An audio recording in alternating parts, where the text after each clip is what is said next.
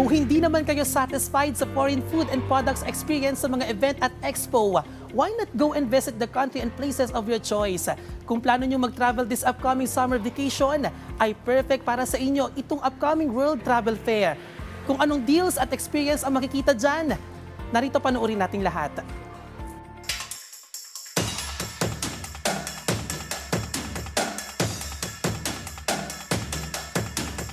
Mayaman ang Pilipinas, hindi lamang sa mga mineral, kundi maging sa mga natatanging tanawin.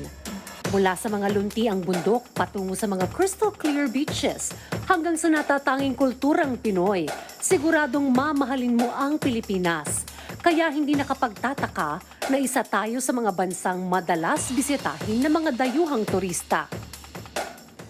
Ayon sa datos ng Department of Tourism o DOT, umabot na sa mahigit 5 milyong foreign tourist ang bumisita sa bansa. Mula Enero hanggang Nobyembre ng nakaraang taon, umabot na sa halos 440 billion pesos ang kita mula sa mga dayuhang bisita sa Pilipinas, labis na mas mataas kumpara noong 2022. Ganun pa man, patuloy pa rin ang paghimok ng DOT na maipromote pa ang iba pang lugar sa bansa. Nananatiling layunin ng ahensya na palakasin at mapaunlad pa ang turismo ng iba pang mga lalawigan. Kaugnay nito, isang World Travel Fair ang isinagawa para tipunin ng iba't ibang companies at services na layuning palakasin pa ang travel and tourism services ng bansa maging pang-international. Nangunguna sa listahan ng mga turista ang Boracay. Isa ito sa mga must-visit destination sa bansa. Makailang beses na rin itong nakapagtala ng may pinakamaraming bisita. Boracay still remains to be the top destination. Unbeaten talaga siya for many years for domestic destinations, followed by Bohol.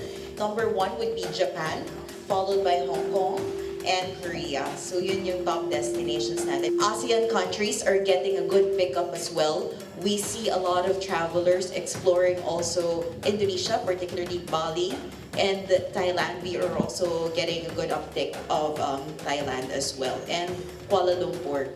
Sa pamagitan ng pag-promote ng mga destinasyon sa Pilipinas, hindi lamang natin binibigyan ng pagkakataon ng ating mga kababayan na makapagtrabaho sa industriya ng turismo, ngunit pinapalakas na rin natin ang ating ekonomiya. Walang duda, mayaman ang Pilipinas, hindi lamang sa mga mineral kundi maging sa tao at tanawin. Sa kabila ng positibong pag-unlad, hindi natatapos ang ating paghimok na ipakilala pa ang mga ito sa mundo. Kaya tara, biyahe tayo!